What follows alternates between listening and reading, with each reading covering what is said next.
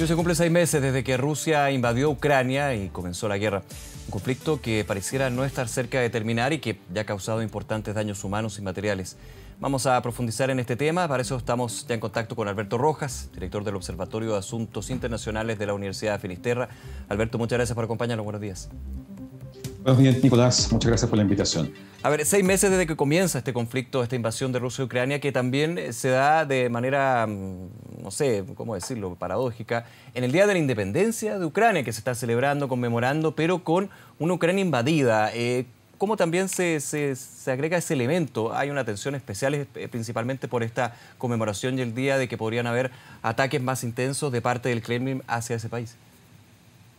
Es cierto, es esperable que ocurra eso este día.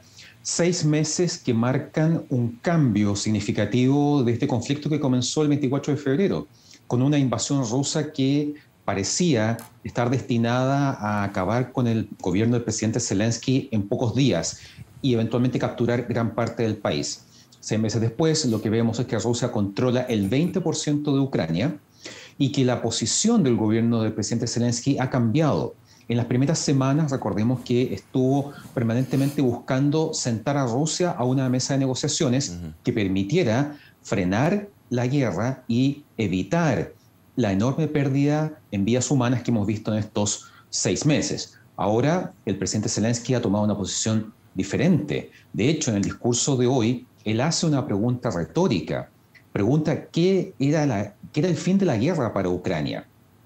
Y él dice, en el pasado era lograr la paz, ahora es lograr la victoria, lo cual demuestra la voluntad del presidente Zelensky y su gobierno no solamente de enfrentar la invasión rusa, sino de recapturar el territorio que ha sido invadido, incluyendo la península de Crimea, anexada ilegalmente por Rusia en 2014. Por lo tanto, todo eso se conjuga en este día en donde se cumplen simultáneamente 6 meses de conflicto y se celebra el Día de la Independencia de Ucrania.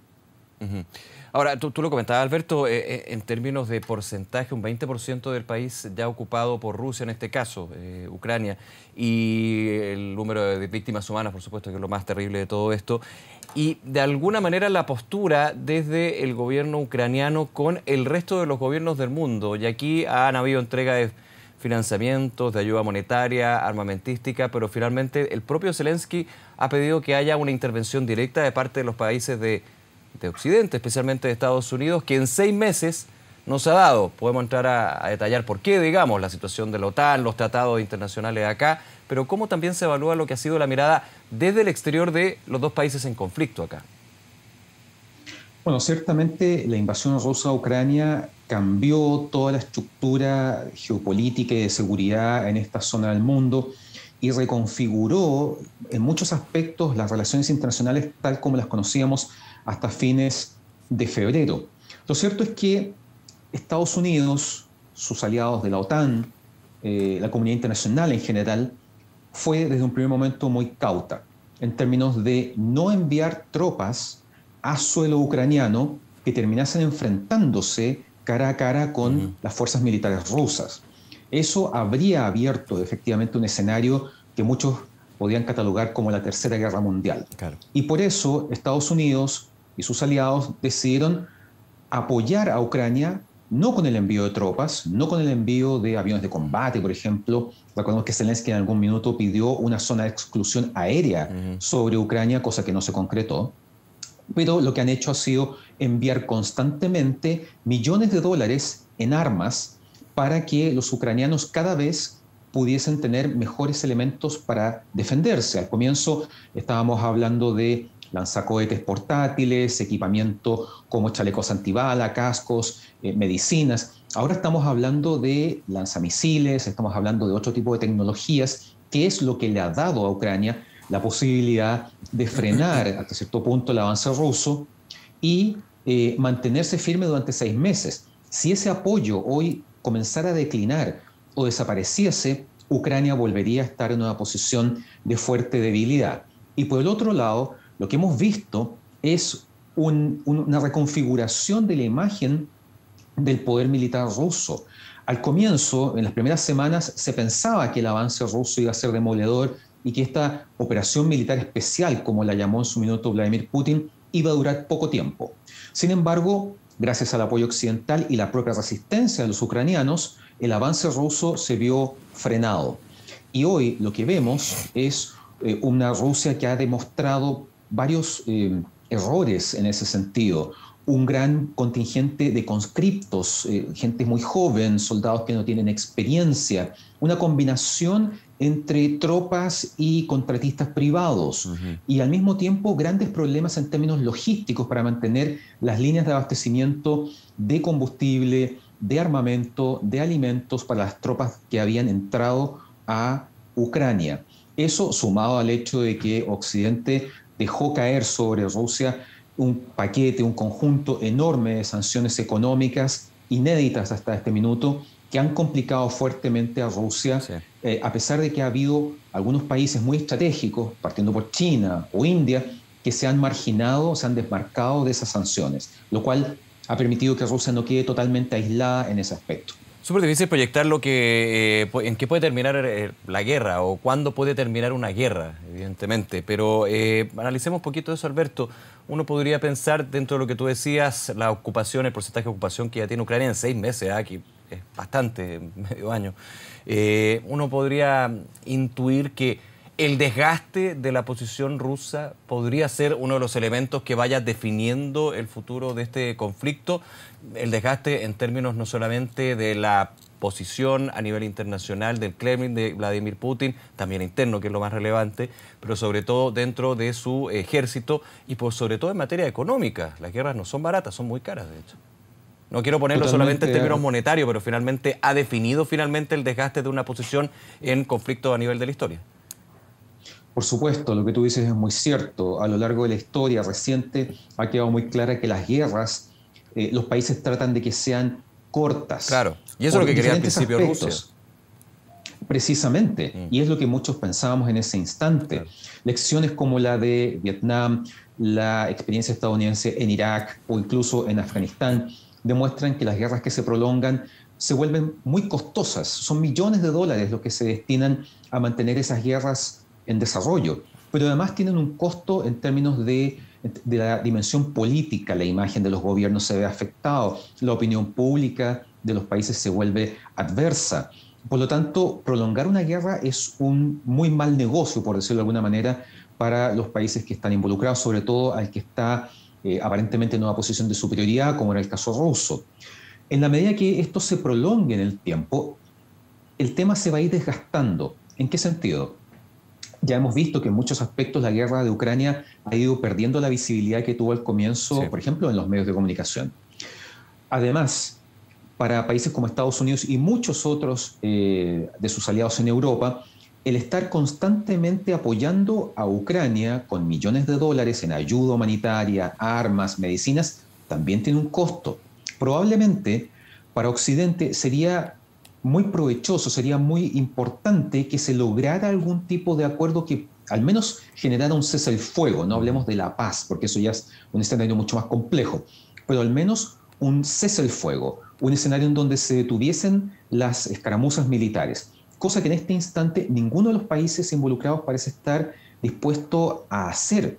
Rusia ha visto comprometido su honor, su imagen, en la medida que hemos llegado a 6 meses y los objetivos iniciales no se han concretado. Kiev no cayó, el gobierno de Zelensky no desapareció, claro. Rusia no conquistó gran parte de Ucrania, solo un 20%. Este corredor que está intentando construir entre el Donbass y Crimea todavía no se concreta. Es decir, obviamente Putin está en una situación muy compleja porque está obligado a mostrar, y hace tiempo, victorias, hechos concretos, que demuestren no solamente la legitimidad de su acción, sino su éxito militar. Y en ese aspecto está absolutamente en deuda con Rusia. Ajá. Ahora, en lo que se sabe, Alberto, yo te preguntaba por la posición que tiene Rusia, pero también hablar de Rusia inmediatamente es pensar también en la figura de Vladimir Putin. Ha perdido fuerza, ha ganado fuerza a nivel interno, sabemos lo que sucede a nivel internacional, en términos también de las sanciones, pero la figura del presidente de Rusia, ¿cómo queda dentro de lo que se conoce ahí, en ese país? Tomando en cuenta que es difícil tener una visión precisa de eso, producto del control de los medios, Totalmente. producto de la situación de los sectores opositores rusos, que muchos de ellos están en prisión o los medios opositores han desaparecido. En fin, lo que uno pudiera apreciar es que evidentemente para los sectores más leales a Vladimir Putin, ciertamente la guerra en Ucrania es algo justificado, es algo que tenía un sentido, pero también hemos empezado a ver voces críticas, tomando en cuenta que eso ya es un tema riesgoso dentro de Rusia, y eso eventualmente puede significar un cierto desgaste interno para Vladimir Putin. Recordemos que Putin gobierna prácticamente sin contrapeso en términos políticos, la oposición rusa en el Parlamento es una oposición bastante condescendiente con el gobierno. La oposición real en Rusia es la oposición extraparlamentaria, que es la que muchas veces vimos organizando marchas y protestas en las calles de las principales ciudades de Rusia. Por lo tanto, la idea de que desde un sector opositor pudiese levantarse con fuerza un movimiento en contra de Putin se ve muy difícil. Se sabe que hay descontento dentro de los sectores más ultranacionalistas rusos que quisieran una guerra en Ucrania más exitosa, con mayores avances, con mayores logros concretos. Y también dentro del sector militar que ha estado en el ojo del huracán, blanco de las críticas a lo que ha sido esta operación militar especial, que claramente no ha cumplido con los objetivos iniciales que había planteado Putin, o que al menos el gobierno de Vladimir Putin esperaba.